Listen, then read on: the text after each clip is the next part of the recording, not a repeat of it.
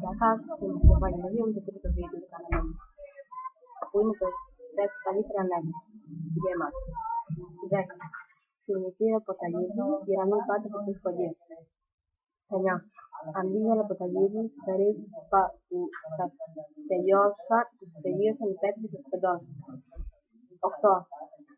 Ήταν ο τουκτός χαρούμενος για το πρώτο μάθημα αγγλικών, αλλά δεν ήξερε τίποτα. Μπαίνει στην τάξη και ρωτάει η δασκάλα: τι σημαίνει εδώ ποτέ? Δεν ξέρω, κύριε. 7. Ποια είναι η διαφορά του πάω με το αίμα? Το αίμα έχει ομάδα. 6. Τηλεόραση από τα γύρι για να βλέπεις το άλτερ.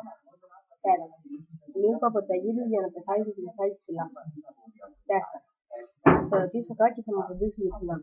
Οκ. Πόσο χρονών είσαι? Ειλικρινά. 3. Γιατί οι πόντοι όταν κοιμούνται σηκώνουν το πόδι ψηλά? Για να βάζουν τους περποντές στα κουνούπια.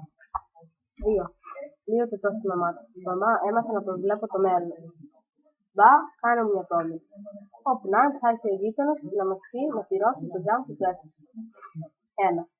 Άσε ρε φιλάρα, χθες έβγαλα πολύ χρήματα. Σοβαρά ρε, πώς και έτσι? Ένας γείτονας μου ζήτησε να του στείλει το αμάξι και μου έδωσε ένα 500. Κοιτά τα λεφτά ρε. Ναι, αλλά μετά μου έδωσε ένα 10.000 για να μην το ξαναπίνω. Αυτά ήταν τα 10 καλύτερα νεύρα.